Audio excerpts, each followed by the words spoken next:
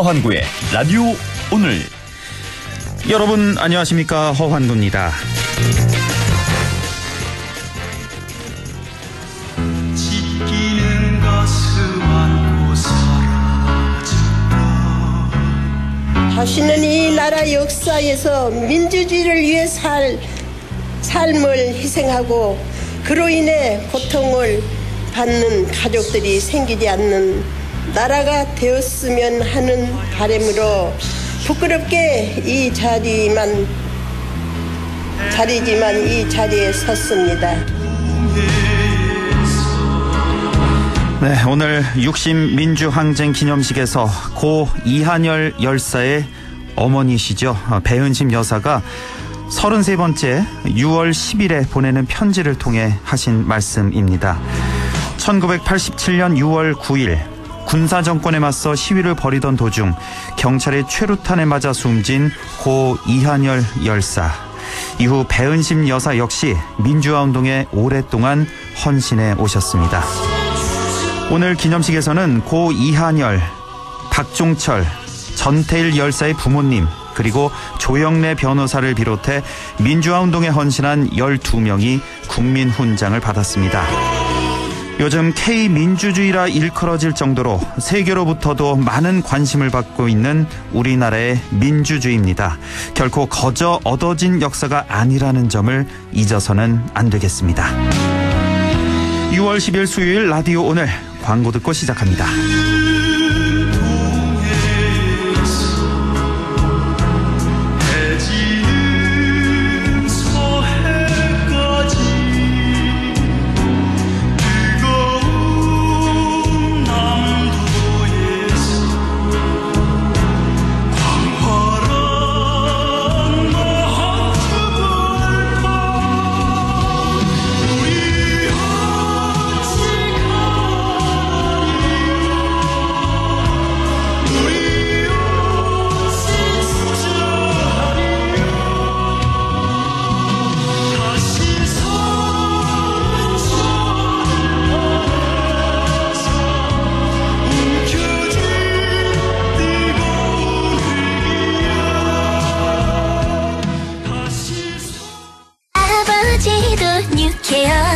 어머니도 뉴케어 부모님은 끼니가 힘이니까 뉴케어. 의사의 지시로 사용하는 뉴케어. 이제 자녀분이 생기세요. 사춘기 남기 뉴케어. 특수 의료용도 등 식품 뉴케어 구수한 맛 대장 라이프 사이언스. 건강한 나의 내일 행복한 나의 내일 빛나는 나의 내일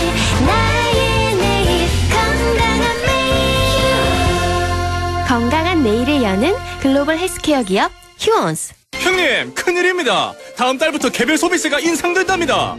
당장 사러 가자. 쌍용자동차가 혜택이 제일 좋은데요? 6월 SUV 구매 시 정부에서 개별 소비세 최대 143만 원, 쌍용자동차에서 최대 150만 원 추가 지원까지. 60개월 무이자 할부까지? 역시 이런 혜택은 쌍용자동차밖에 없구만. 쌍용자동차 전 시장에서. 여의도 더블 프리미엄의 중심축을 잡아라. 힐스테이트 여의도 파인 루체. 9호선 색강역, 5호선 환승여의도역과 금융 업무지구 사이, 원룸에서 3룸까지 다양한 주거형 오피스텔. 힐스테이트 여의도 파인 루체. 6월 12일 그랜드 오픈. 1833-2367 현대 엔지니어링. 맑은 공기가 집 안으로 들어오니까 청정, 나쁜 공기를 집 밖으로 내보내니까 환기. 공기청정과 환기를 동시에 하니까 청정환기. 이제 창문 닫고 환기하세요. 청정환기 시스템을 나비앤하우스에서 만나보세요. 네, 라디오 오늘 수요일 순서 시작합니다. 1부 조용찬의 경제 이야기 미중산업경제연구소 조용찬 소장 만나보겠고요. 2부 이슈 오늘에서는 21대 국회가 개원 2주차를 맞고 있습니다. 의원들은 벌써부터 각종 개정안을 발의하면서 성공적인 임기를 위한 몸풀기에 나서고 있는데요. 우리 지역 상주 문경이 지역구인 미래통합당 이미자 의원은 농산물 최저 가격 보장제 법안을 발의했습니다. 잠시 후에 직접 연결해서 자세한 얘기 나눠보겠습니다. 이어서 부동산에 관한 궁금증 풀어보는 시간이죠. 조진희의 부동산 매거진도 함께 하시겠습니다. 라디오 오늘 생방송 놓치신 분들 유튜브로도 다시 들으실 수 있습니다. 많은 애청 바랍니다. 네, 조용찬의 경제 이야기 시작합니다. 11월 3일이죠. 미국 대선까지 앞으로 5개월도 채 남지 않았는데요. 벌써부터 미국은 선거전이 아주 치열합니다. 오늘은 미국 대선과 관련된 얘기 해보겠습니다. 미중산업경제연구소 조용찬 소장과 함께합니다. 소장님 안녕하십니까? 네, 안녕하십니까? 예, 11월 3일 미국 대선을 앞두고 예측 불허의 선거전이 계속되고 있습니다. 현재 후보자 지지율 격차는 어느 정도나 나고 있습니까? 네, 8일날 CNN 보도를 보니까요. 트럼프의 지지율은 38%까지 떨어졌다고 합니다. 바이든 경쟁자에 비해서 11%포인트 차 정도 떨어졌는데요. 예. 이 정도 지지율 차가 벌어졌다는 것은 대선에 실패한 지미 카터 그리고 아버지 부시 때와 같은 지지율이라는 겁니다. 근데 문제는 바이든과의 지지율 격차가 트럼프 입장에서 보면은 4월 달에는 불과 4%포인트에 불과했는데요. 네. 5월 달은 9%포인트, 6월 달은 11%포인트로 계속 벌어지고 있다는 겁니다. 예. 특히 미국은 대선이 있었던 해 경제가 침체 국면에 들어갔을 경우에는 정권이 교체가 100% 됐는데요. 예. 여기에 이제 코로나 쇼크 그리고 인종차별에 대한 항의 시위가 장기화되면서 앞으로도 좀처럼 지지율 격차를 좁히지는 못할 것으로 보입니다. 지금 트럼프 입장에서는 여러 가지 악재 속에 휘말려 있습니다. 경기 침체, 코로나 쇼크, 인종차별 항의 시위까지 이런 가운데 이제 11%포인트 차로 바이든이 뒤져 있는 이런 상황인데 근데 미국 대통령 선거는 우리랑 좀 달라서요.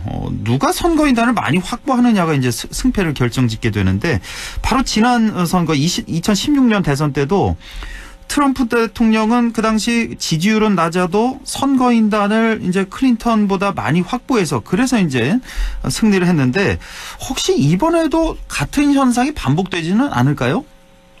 네, 전통적으로 공화당 같은 경우에는 농촌 지역, 그리고 민주당은 도시에 지지 기반을 두고 있는데요. 예. 이 때문에 캐스팅 보트를 쥔 경합주를 누가 차지하느냐가 대선에 항상 열쇠 역할을 해왔습니다. 예. 미국 같은 경우에는 대통령 선거인단이 모두 538명인데요. 예. 내용을 보면은 주 상원 의원이 있는 2명, 그러니까 총수 10명만큼 선거인단이 나오고요. 총수 100명이 되겠죠? 각 주에 2명씩이니까 총 100명과. 예, 하원 의원이 있는 인구 비례 총수에 따른 435명. 예. 여기에 워싱턴 DC에 3명을 합쳐서 모두 538명인데요. 예. 이 때문에 누군가 270만 표의 선거인단만 얻는다면 대통령이 될 수 있다는 겁니다. 근데 문제는 대선을 앞두고 항상 경합주가 문제가 되는데요. 예. 자주 표심을 바꿨던 펜실베니아, 미시간, 위스콘신 같은 경우에도 이번에도 역시 표심이 좀 바뀌는 움직임을 보여주고 있고요. 또 노스캐롤라이나, 플로리다, 애리조나, 네브라스카 주까지 모두 7개 주가 경합주로 지금 분리가 되고 있는데요. 예. 이 중에서 북부 3개 주가 상당히 중요합니다. 2012년 버락 오바마 그리고 2016년도에도 대선에도 모두 예상을 좀 뒤집는 이런 현상들이 일어났는데요. 예. 이 때문에 트럼프가 근소한 차로 선거인단을 확보하기 위해서는 앞으로 상당한 그 정치적 역량 그리고 선거 전략과 관련해서 획기적인 안을 내놓지 않고서는 좀 불가능하지 않을까 보여집니다. 그렇군요. 자, 지금 미국 대선을 보면 우리랑 좀 달라서 항상 이게 들어도 헷갈리는데, 그러니까 대통령 선거인단, 누가 더 선거인단을 많이 확보하느냐, 여기 이제 딸린 건데, 선거인단이 총 538명이라고 하셨어요. 그러니까 미국에 이제 50개 주가 있으니까 각 주에 2명씩 상원의원, 이 100명이 있는 것이고, 또 하원 의원이 435명이 있는 것이고, 또 워싱턴 DC에 3명 합해서 이제 538명이 되는데, 이게 좀 헷갈리는 게, 그럼 한 예를 들어서 좀 여쭤볼게요, 소장님. 예를 들어 뭐 캘리포니아 주다. 그럼 여기 이제 상원 의원에 2명 있지 않겠습니까? 여기에 뭐 하원이 10명이 있다고 가정을 해본다면, 그럼 그 주의 주민들이 모두 다 투표를 일단 하고, 그리고 나서 한 표라도 이기는 쪽에 12표가 다 간다. 이렇게 이해하면 되겠습니까? 네, 맞습니다. 뭐 캘리포니아 같은 경우에는 한 50표 정도가 되는데요. 예. 승자 독식 원칙에 의해서 한 표라도 많으면은 이기는 쪽이 그 모든 표를 가져가게 됩니다. 그러니까 50표를 다 가져가는 거고요. 그 주에서는. 네, 그렇습니다. 그럼 캘리포니아 주에 있는 그 모든 그 주민들 있잖아요. 주민들이 다 그 투표를 하긴 하는 거죠. 네, 주민들 같은 경우는 간접선거 방식으로 해서 선거인단을 내가 이제 공화당을 지지한다, 민주당을 지지한다는 후보에 투표를 하게 됩니다. 예. 이 선거인단이 나중에 모여서 이제 최종 그 대통령을 선출하는데 이건 묘식행위고요. 예. 누가 선거인단을 많이 확보하느냐가 대통령 선거가 바로 판별이 나는 그 선거인단 투표입니다. 그래서 제가 좀 항상 헷갈리던 게, 이 미국 국민들 모두 다 투표에 참여를 하는지, 아니면 투표를 하는 그 선거인단이 또 따로 있는 건지, 그게 궁금하더라고요. 네, 11월 3일 날, 예. 공식적으로 간접선거 방식이기 때문에, 예.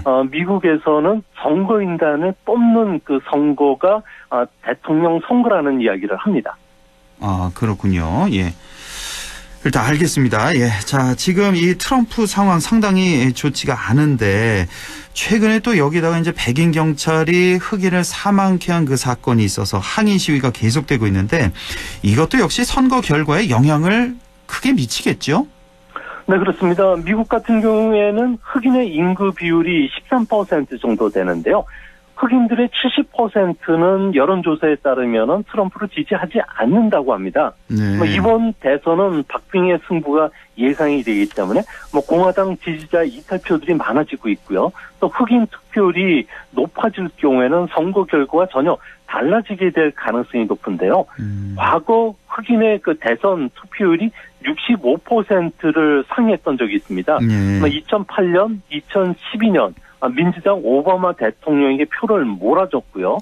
반대로 흑인 투표율이 60% 이하로 떨어졌을 2016년도 선거 같은 경우에는 트럼프가 승리를 낚았던 그 선거가 되는데요. 예. 많은 흑인 유권자들 같은 경우에는 바이든이 문제가 없는 것은 아니지만 인종차별과 국가 분열을 부추기는 트럼프 대통령이 더 큰 문제라고 뼈아픈 지적을 계속 하고 있기 때문에 예. 흑인 투표율이 올라갈수록 아무래도 트럼프에게는 악재가 될 가능성이 높습니다. 그러니까 지금 흑인 유권자들 바이든이 뭐 이렇게 썩 마음에 드는 건 아니지만 트럼프는 더 마음에 안 든다 이런 상황이고, 미국 내 흑인 인구 비율이 생각보다는 낮네요. 13%밖에 안 되는군요. 예. 이 흑인 인구의 투표율에 따라서 흑인 투표율이 높으면 민주당이 당선될 확률이 높고, 흑인 투표율이 낮으면 공화당이 당선될 확률이 높은 이런 상태가 되겠습니다. 자, 지금 트럼프와 바이든의 격차가 이제 11%포인트라고 말씀을 해주셨는데, 이게 정말 트럼프 입장에서는 정말 아주 치명적인 그런 상황일 텐데, 시간은 자꾸 흘러가고 있고요. 가만히 있지 않을 테고, 어떤 뒤집기 전략이 지금 있을까요? 트럼프 입장에서.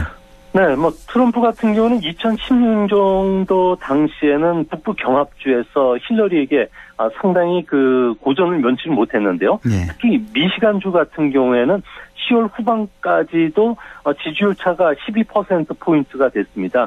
이때 트럼프가 꺼낸 히든카드가 바로 선동적인 대중연설인데요. 예. 조용한 다수의 목소리를 반영한다든지 차의 유권자 표를 끌어올리기 위해서 미국은 더는 중국의 대지 저금통이 되지 않겠다면서 중국 제품에 대한 관세 부과, 그리고 또 일자리를 사줘오겠다고 이야기하면서 선거판을 바꿔놨다는 겁니다. 예.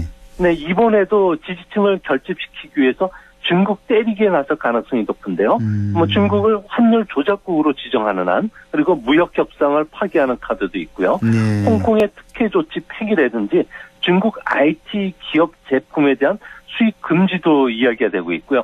이뿐만 아니라 대규모 경기 부양책을 지금 현재 준비를 하고 있다고 하고요. 예. 또한 북한에 대한 무력 시위뿐만 아니라 이민을 일시 중단하는 여러 가지 강경 정책들이 꺼내놓을 가능성이 높다고 합니다. 그렇군요. 그래서 지금 11%포인트 격차가 나지만 4년 전에 이런 경험이 있기 때문에 아직은 모른다는 거. 그러니까 4년 전에 10월 후반까지, 10월 말까지도 격차가 12%포인트를 뒤지고 있었던 미시간주에서 여기서도 승리했다는 얘기잖아요. 트럼프가. 네, 그렇습니다. 그러니까요. 그러니까 미국은 더는 중국의 돼지 저금통이 되지 않겠다. 이 말도 지금 말씀하시니까 기억이 나는데 그 당시에도 중국을 지렛대로 삼았고 이번에도 역시 중국을 이용할 것이다. 예. 그리고 또 북한과의 어떤 뭐 무력 시위 이런 것도 이용할 가능성이 있는 이런 상황이고요. 자, 미국 대선에서 어느 쪽이 승리하든지 사실 이제 그 다음에죠. 2021년 1월 20일에 이제 차기 행정부가 출범을 하게 되는데 어느 쪽이 승리하든지 그 어떤 정권보다 어려운 문제에 직면할 것으로 지금 예상이 되고 있습니다. 가장 먼저 역점을 두고 다룰 과제는 뭐가 있을까요? 아무래도 누가 차기 정권을 쥐든지 간에 뭐 네 가지 문제에 시간과 자원을 집중할 것으로 보여지는데요. 네. 가장 중요한 점은 코로나 바이러스로 인한 공중보건 위기를 극복하는 문제입니다. 네. 뭐 당장 백신뿐만 아니라 환자 치료약 개발에 민관이 모두 협력하는 사업들을 추진할 것으로 보여지고요. 네. 병원 시설이나 의사, 간호원들 확충에도 많은 그 투자들이 있을 거로 보여집니다. 또 한 가지는 전후 최악의 실업률이 되는데요. 현재 4,200만 명의 실업자가 되고 있기 때문에 경제를 활성화시키기 위해서는 기존의 방식이 아니라 새로운 소매업이라든지 새로운 성장 엔진을 창출해야 되는데 이런 문제들이 이제 논의가 되고요. 세 번째로는 미국을 현재 분열시켰던 인종 간의 불평등 문제, 형사 사법 체제 그리고 경제적 폭력 문제와 관련해서도 해결해야 되고요. 마지막으로 세계가 미국의 역할을 재정립을 요구를 하고 있기 때문에 앞으로 미국 제일주의를 계속할 것인지 아니면은 세계 경찰 역할로서 관여 정책으로 다시 되돌아갈지 또 새로운 수출 시장을 어떻게 개척할지 세계와 협력할지를 논의해야 되는데요. 이 때문에 내년 1월 20일 날 새로운 백악관 주인이 나온다면은 앞으로 4년간은 아주 힘든 일을 해야 되지 않을까 생각이 듭니다. 예, 새로운 백악관의 주인 역시 크게 네 가지 문제. 첫 번째가 공중보건 위기, 또 경제 활성화, 인종 간의 이런 불평등 문제, 또 미국의 역할을 재정립하는 문제. 크게 봐서 네 가지를 지적을 해 주셨습니다. 미국 경제 상황도 잠깐만 좀 시간 되는 데까지 보겠습니다. 이번 주 월요일이었죠. 미국의 전민경제연구소라고 있는데 이 기관에서 공식적으로 미국 경제가 2월에 경기 침체 국면에 진입했다 이렇게 발표를 했네요. 네, 그렇습니다. 미국 같은 경우에는 정부라든지 그 연구기관에서 경기 판단을 하는 것이 아니라 전미경제연구소 MBER이라는 쪽에서 경기 순환과 관련된 확정 판결을 내리는데요. 네. 일반적으로 경기가 침체 국면에 들어갔는지는 사후적으로 한 6개월 이후에나 이제 판단을 내리는데 이번에는 2월 달에 경기 침체 국면에 들어가자마자 그 2달 만에 판정을 내린 것은 그만큼 코로나 바이러스가 고용이나 생산에 전례 없는 규모로 감소를 시켰다든지 경제 전반에 악영향을 줬던 게 확실해졌기 때문에 128개월 만에 미국의 경기 확장 국면을 끝내고 이제는 경기 후퇴 국면에 들어갔다고 공식적으로 발표했습니다. 무려 128개월 만입니다. 10년 넘게. 사실 조용찬 소장님과 작년에 내내 미국 경기 후퇴 국면 언제 들어갈까 이런 얘기했던 기억이 나는데 이 10년 이상 계속된 미국의 경기 확장 국면이 코로나로 인해서 이렇게 후퇴 국면으로 진입했다는 이런 해석이 나오고 있습니다. 자, 그렇다면 좀 성급하긴 합니다만 미국 경제 언제쯤 다시 경기 확장 국면으로 돌아설까요? 네, 미국 같은 경우에는 1960년 이후에 8번의 경기 후퇴를 경험했는데요. 보통 경기 후퇴 기간은 평균적으로 한 12개월 정도가 됐고요. 예. GDP 감소폭은 정점에서 바닥까지 평균적으로 마이너스 2%포인트 정도가 됐습니다. 네. 이번에는 아무래도 GDP 감소폭은 평균치인 2%보다 더 크게 하락할 가능성이 크고요. 예. 다만 긍정적인 점은 이전의 경기 후퇴와 달리 이번에는 코로나 바이러스라고 하는 외부 쇼크가 배경이 됐다는 겁니다.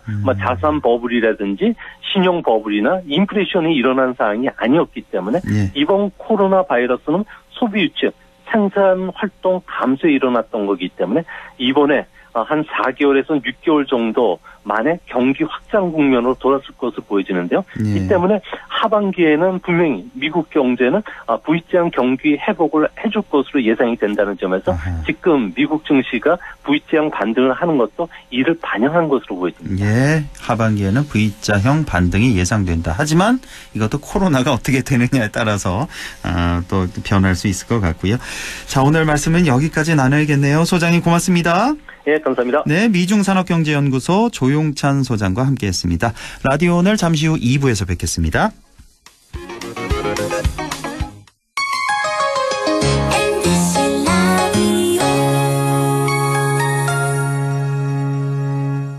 할인점보다 더 실속 있고 편의점보다 더 편리하게 살 수 있는 곳. 시장보다 더 정이 넘치고 백화점보다 더 품격 있는 곳. 이런 곳이 없을까요? 네, 우리 동네 우리 할인점 펀마트가 있습니다. 지난 25년간 항상 고객과 함께한 펀마트. 용상점, 자이점, 신용주점, 사천점에서 새롭게 고객님께 다가갑니다. 펀마트.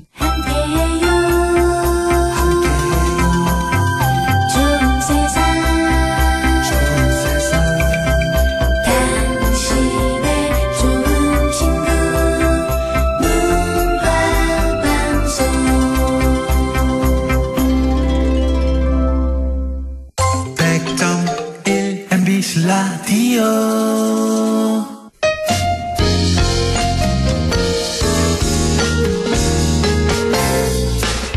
지금 여러분께서는 안동 MBC 시사정보 프로그램 허환구의 라디오 오늘을 듣고 계십니다.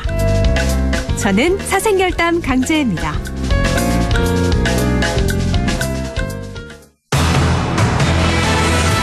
네, 6시 26분 56초 지나고 있습니다. 이슈 오늘 시작하죠. 21대 국회가 개원 2주차를 맞고 있습니다. 여야는 여전히 상임위 배분을 둘러싸고 힘겨루기 중이지만요. 의원들 개개인은 또 저마다 각종 법안을 발의하면서 나름대로 그 활약을 펼쳐나가고 있습니다. 우리 지역 상주 문경이 지역구인 미래통합당 이미자 의원은 본인의 공약이기도 하죠. 농산물 최저가격 보장제 법안을 발의했다고 합니다. 직접 연결해서 자세한 얘기 들어보겠습니다. 이미자 의원님 안녕하십니까? 예, 안녕하세요. 예, 총선이 엊그제 같은데 벌써 2달이 지나가고 있네요. 예, 벌써 그렇게 됐네요. 예. 시간이 참 빠릅니다. 예. 예. 자, 개원 2주차, 국회 2주차를 맡고 있는데 지금 뭐 소감이 어떠신지, 뭐 국회 분위기는 어떤지 많이 궁금합니다, 의원님. 예, 우선 먼저 저 이미자에게 다시 한번 일할 수 있는 기회를 주신 우리 상주 문경 상주 시민 여러분께 진심으로 감사드립니다. 그리고 지금 이제 지난 5월 31일 날 제21대 국회의원 임기가 막 시작되었습니다만은 아직 그 개원 시간 지금 못하고 있는 상황입니다. 예. 지금 더불어민주당이 177석이고 우리 미래통합당이 103석인데 과거에 그 민주당에서 81석일 때도 우리가 법사위라든가 예결위 그 6개 상임위원장 다 줬습니다. 네. 근데 이제 상황이 바뀌었다고 해서 민주당이 이 법사위를 주고도 못 주겠다고 지금 저렇게 하고 있는 거거든요. 네. 근데 국회가 사실은 그 견제와 균형 감각이 있어야 하는데 민주당의 그 좀 독선이랄까 독재가 아주 그냥 아주 욕심이 통통합니다. 예, 그렇게 예. 설레임과 뭐 기대도 컸지만은 지금은 무엇보다도 무거운 책임감을 지금 느끼고 있습니다. 예. 뭐 자연스럽게 법사위원장 얘기를 꺼내셨는데 지금 뭐 통합당 입장에서는 민주당의 욕심이 너무 과하다 이렇게 보시지만 민주당 입장에서는 또 지난 20대 국회 또 이미자 의원님 또 국회의원 생활을 하셨으니까 가까이서 보셨을 테지만 그 법사위원장의 어떤 그 어떤 그 법안 통과율이 너무나 낮아서 시간 끌기 뭐 이런 거에 너무나 지쳐서 이번만큼은 꼭 차지하겠다는 게 민주당의 입장인데요. 예. 자, 지금 어떻게 합니까? 서로 법사위원장만큼은 내줄 수 없다고 하고 있는데. 다들 이제 입장이 바뀌니까 예, 옛날에 뭐 민주당도 그랬거든요. 박영선 위원장님뿐만 아니고 이상민 그 법사위원장도 대단하셨거든요.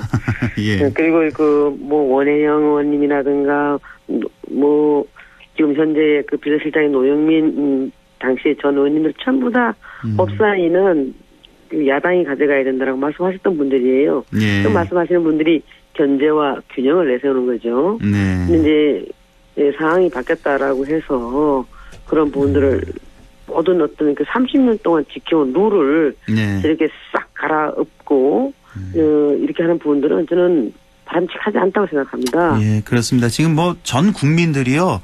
이제는 뭐 다들 시사평론가가 되셔가지고 지금 어떤 상황인지 양측의 주장이 어떤지 너무나 잘 알고 계신데요. 문제는 예. 그러면 해법은 뭐냐. 법사위원장 어떻게 이 해법을 가질 수가 있을까. 어떻게 타협이 가능할까요? 그 개인적으로 어떻게 생각하세요, 의원님은?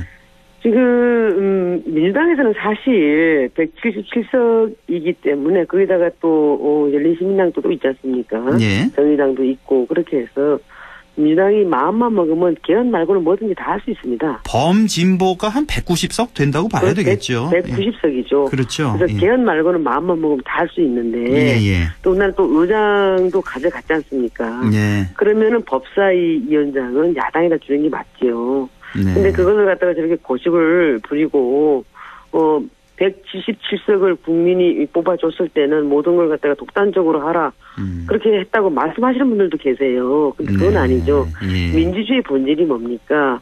민주주의는 계속적으로 대화하고 타협하고 그렇게 해서 합의점을 찾아서 실천하는 게 민주주의인데 예. 정 안 됐을 때는 다수결로 하고 다수결로 한다 하더라도 소수 의견을 갖다 배려하는 게 민주주의 본질입니다. 그렇죠. 근데 지금 이런 모든 부분들을 뭐 처음부터 무시하고 처음에 18개 상임위를 다 가져간다 했다가 지금 또 그렇게 되면은 국민들로부터 지탄받을 것 같으니까 네. 지금 그 미래통합당을 찍으신 분들도 42% 돼요. 41%가 예. 되죠. 예. 네.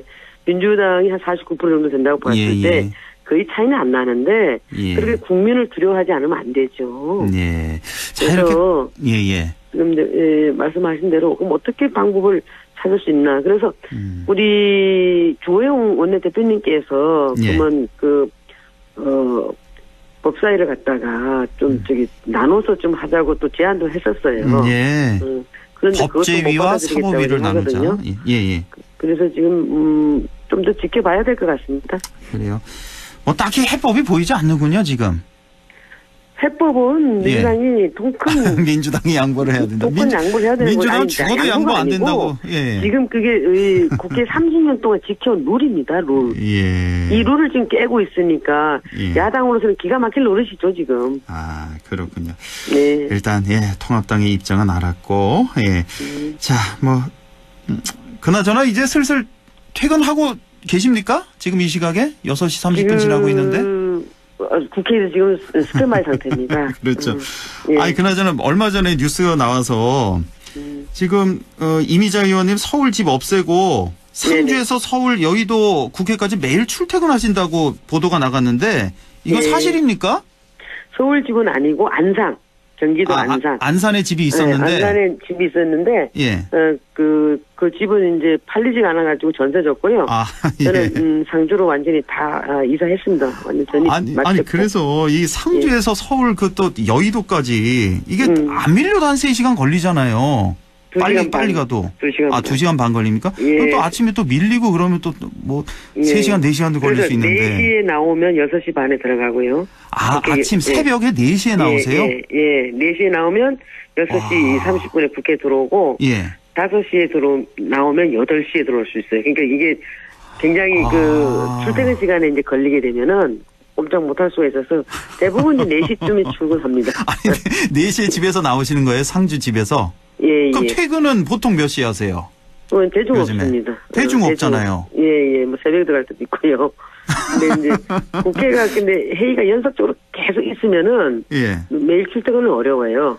그래서 그럴 그렇죠. 때는 서울에서 자기도 하는데 예. 될 수 있으면 이제 제가 현장에서 그 선거운동하고 다니고 이랬을 때 예. 주민들이 자주 하셨던 말씀 중에 하나가 예. 지역에 살지도 않으면서 어떻게 지역 발전을 외치는 건 모순이 아니냐라는 말씀들을 많이 하셨어요. 예. 그동안 예. 이제 정치인들이 좀 그렇게 하지 않으신 분들도 계셨지만 뭐 아예 나타나지 않으셨던 분들도 계셨다라고 하면서 그렇죠. 예. 예. 상주에 좀 살았으면 좋겠다라는 말씀들을 많이 하셔가지고 예. 아예 저는 그렇게 굳게 마음 먹고 우리 상주 문경 상주를 예. 제가 매일 출퇴근하면서 내가 이거 꼭 기필코 발전시켜야 되겠다는 이런 각오가 계속 새록새록 이게 들고 좋아요. 그럼 거의 잠은 차 이동 중에 차에서 쪽잠 주무시겠네요. 거의 그렇다고 보시면 거의, 되는데 예. 사실은 이제 수행하시는 분이 굉장히 힘들어요. 그러니까요. 예. 이거 너무 좀 무리하시는 거 아닙니까? 이거 가까운 데 집 하나 방 작은 거라도 얻으셔야 되는 거 아니에요? 효율적으로? 선배 의원님들께서는 너 그러다 죽는다 이러면 그러니까요. 우리 상주 시민, 문경 시민들과 좀 가까이 지내겠다는 그 뜻은 아는데 이게 물리적으로 이 거리적으로 너무 머니까 주말만이라도 꼭 내려와서 지역 주민과 함께 하시는 게 어떤가 이런 좀 제안을 좀 드려봅니다. 예. 그래서 빨리 고속철도가 빨리 개통이 돼야 됩니다. 알겠습니다. 오늘 연결한 이유가 바로 농산물 최저 가격 보장 개정안을 발의하셨단 말이에요. 예, 그렇습니다. 이 법안에 대해서 설명을 좀 해주시죠. 전체적으로 어떤 법안인지. 예, 지금 사실 농산물 유통 및 가격 안정에 관한 법률을 개정한 거고요. 예. 이제 이 법은 우리 농산물 가격이 생산비 아래로 이렇게 떨어졌을 경우에는 그걸 좀 차익을 국가가 좀 생산자에게 보조해줘라. 아니면 또 보장해줘라. 이런 농산물 최저 가격 보장 제도를 말씀드리는 거예요. 예. 농업인들이 사실은 이제 우리 농업이 국민의 먹거리를 책임지는 생명 산업이기도 하지만은 또 국민 경제의 근간 아니겠습니까? 그럼요. 특히 또 상주와 문경은 경북의 대표적인 농업도시입니다. 예.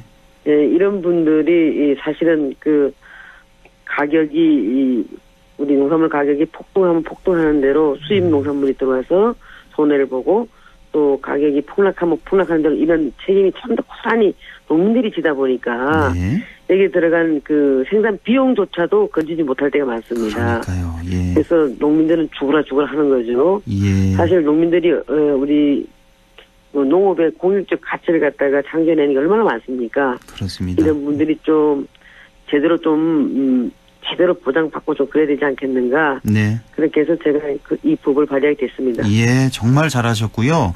근데 이게 발의하신다고 다 입법이 되는 거 아니잖아요. 지난 20대 국회만 해도 법안 통과율이 역대 최저 38%였나요? 그랬잖아요. 그렇습니다. 이게 이제 입법이 돼야 될 텐데 그 가능성을 어느 정도 보시는지 지금 여당 의원들도 많이 호응을 하고 있는지 궁금해서요. 지금 이 법이 상당히 획기적이지 않습니까? 이 법이. 예. 어떤 분들은 일단은 농림식품부에서도 조금 고개를 갸웃갸웃하는 것 같아요. 아, 그래요? 이 부분이 좀 도덕적 해이를 가져오는 거 아닌가. 농민들이. 예. 이 부분을 갖다가 좀 농사를 짓는데 게을리 한다거나 이런 부분들 가지고. 근데 저는 절대 그렇지 않다라고 생각해요. 농민들만큼 정직한 사람들은 없고요. 예. 지금 우리가 이렇게 힘들고 이럴 때는 긴급 재난기금도 이렇게 주는데 하물며 농민들이 어떤 그런 공익적 가치를 우리가 고민해 봤을 때는 이런 부분들은 그렇다고 해서 무조건 다 주자는 건 아니거든요. 각 최저 가격 보장 실지에 따른 이런 운영이라든가 이런 것은 조례를 일단 정하고 그렇죠. 지자체에서 예. 그와 관련돼서 이제 운영 성과라든가 이런 것을 농림부 장관에게 보고하고 절차와 방법 같은 것들은 농림축산식품부령으로 이렇게 정하도록 규정을 해놨습니다. 예. 그래서 여기에 대한 대상 농산물과 기준 가격 이런 것들은 이제 각 주요 농산물 가격 안정 운영 심의위원회에서 이렇게 정하도록 돼 있거든요. 예. 특히 이제 우리 경상북도 주요 농산물 가격 안정 및 지원에 관한 조례를 살펴보면은 그게 잘 알 거예요. 그렇게 해서 우리 대상 농산물과 또 최저 가격 등에 대해서 구체적 내용이라든가 이런 것을 이제 법안 심사 과정에서 세부적으로 다뤄져야 되는데 말씀하신 대로 민주당이 도와주면 되는데 민주당이 도와주지 않으면 꼼짝도 못하죠, 이거니. 예, 그렇죠. 뭐 알다시피 지금 그쪽이 굉장히 거대 여당 아니겠습니까? 그렇습니다. 예. 어쨌든 뭐 그 많은 의원들에게 이해시키고 또 이렇게 예, 동의를 좀 구하시는 그런 앞으로 활동도 필요해 보이고, 통합당 내 상임위 배정이 끝났습니까, 지금? 당내에서?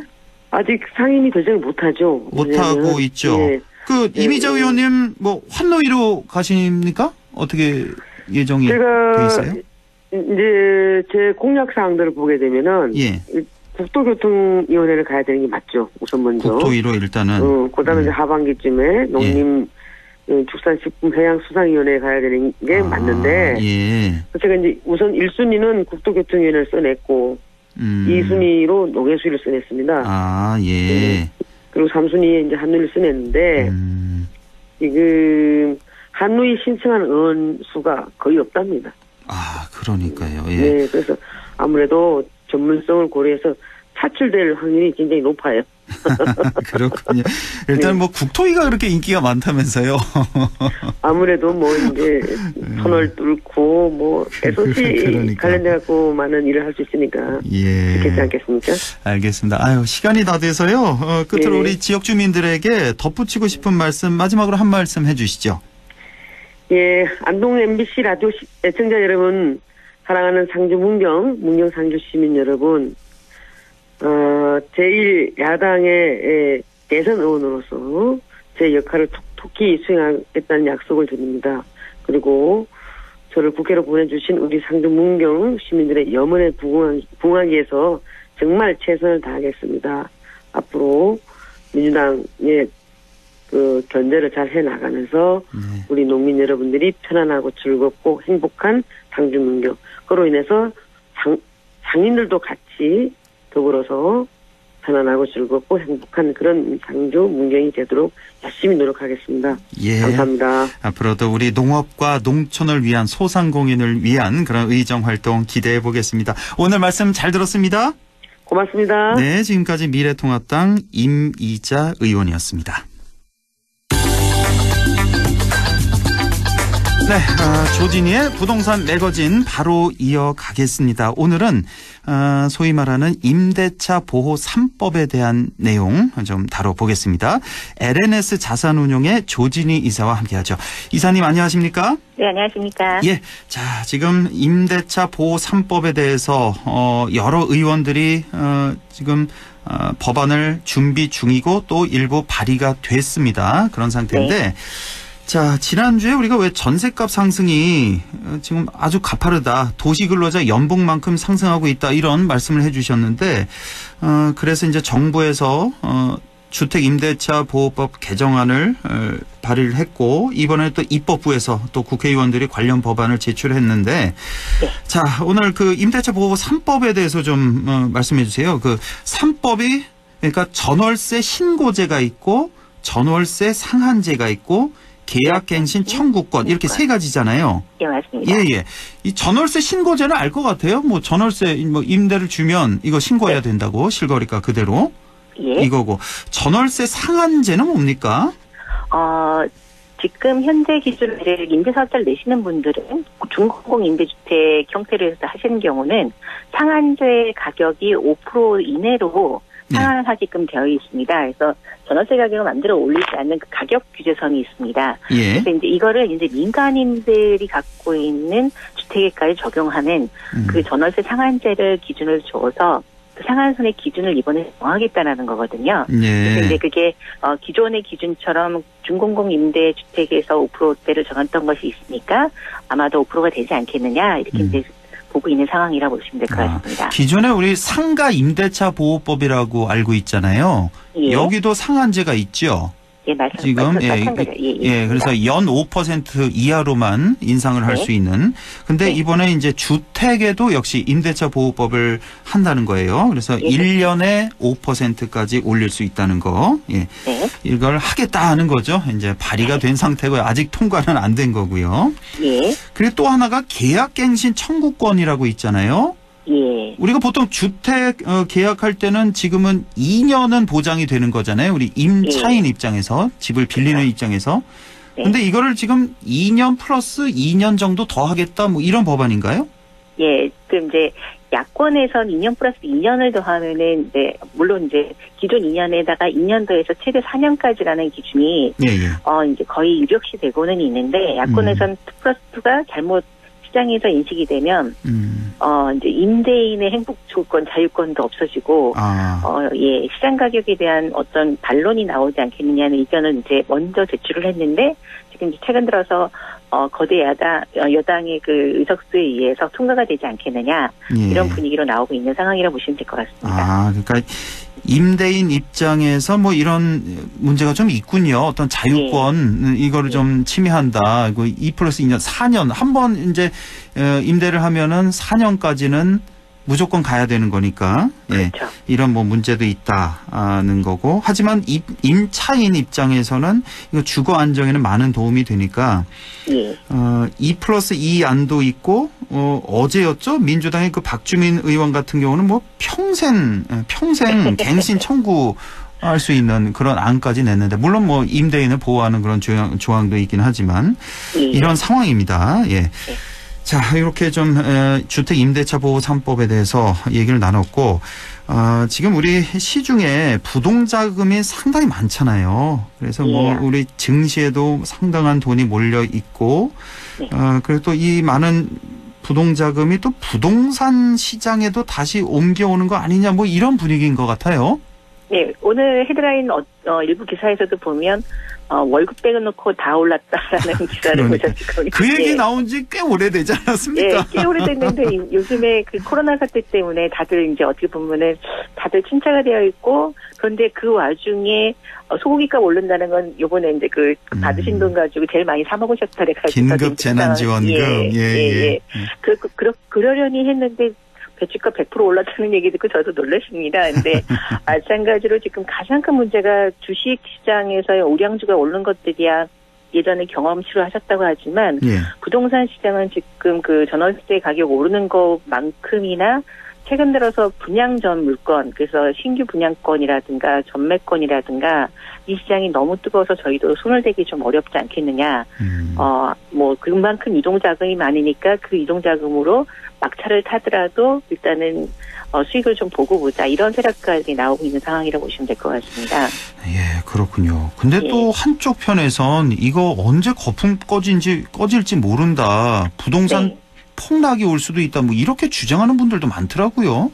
예, 저도 그 서울 수도권 안에서 좀 이해가 안 됐던 미분양 지역까지 프리미엄이 붙어 있는 거에 대해서는 이게 나중에 현실화가 되거나 어느 순간에 딱 클로징이 됐었을 때 위험하지 않겠느냐 했는데 지난번에도 한번 저도 방송 시간에 말씀드린 적이 있었는데 3기 신도시 부분도 마찬가지고 수도권 이남에서 동탄 이남 지역까지 급등했던 것들이 그 규제가 나오면 살짝 빠지는 듯 했다가 다시 지금 오르고 있고 마찬가지로 서울의 그동안 하향 평준화로 가격이 내려가고 있다라는 그런 소식들이 있었는데 5월 30일 이후로 다시 반등 전환을 하기 시작하면서 이 너무 많은 시장의 유동 자금 이것들이 결국에는 갈 돈이 없다 보니까 결국 부동산 가격을 유지하고 가지 않겠느냐 이렇게 바라보고 들고 있습니다. 그러니까요. 참 이 우리나라 지금 경제 상황 상당히 안 좋은 상태고 뭐 전 세계가 다 그렇습니다만 또 코로나가 완전히 종식된 것도 아니고 그런데 뭐 증시는 다시 이제 원상 회복됐고 그 이상 치고 올라가고 있고 부동산 시장도 아직 꺼지지 않고 있어서 이게 다 그 부동자금 때문 아닙니까? 지금 시중 부동자금이 뭐 1,100조 원 뭐 이렇게 집계되고 있다고 하는데. 예, 맞습니다. 네, 그래서 그런가요? 지금 뭐 분양 시장 상황은 어떻습니까? 저희도 뭐 이런 수치가 이제 통계적으로 나온다는 게 말이 안 되는데 뭐 다주택자들에 대한 규제가 있는 분들, 근데 녹도 청약에 해당되는 지역들에 대한 분양권, 그다음에 무자격 청약이 가능한 곳 같은 경우는 뭐 지난 시간에도 말씀드렸지만 20만 대 1, 10만 대 1이라는 경이적인 그거를 갖고 왔지만 무엇보다도 저도 이제 놀라운 게 그 규제가 되는 인근 중소도시까지 오르고 있다라는 게 제일 걱정이 큽니다. 해서 저도 여수 현장을 갔다 왔는데 여수까지 가셨어요? 뭐 멀리도 가시네요. 어떻던가요, 거기는?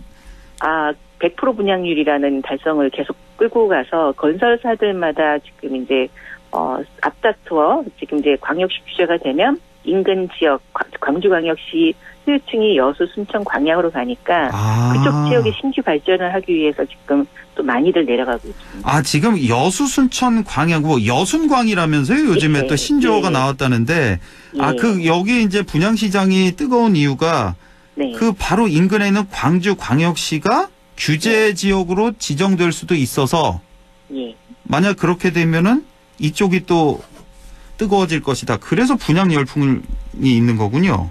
예, 그렇습니다. 그리고 특히 이제 기업 도시 유치를 참 이 지역들이 잘했습니다. 성공적으로 산업단지가 안착이 되면서 기본 배우 수요도 충분히 있다라고 보여지고 있고, 그다음에 이제 저희도 SRT, KTX의 그 위력을 많이 보는 것 중에 하나가 여수, 순천, 광양 역세권이 생기면서 구도심까지 발달하고 있는 그런 추세를 지금 현재 보이고 있는 상황이라고 보시면 될 것 같습니다. 그렇군요. 예.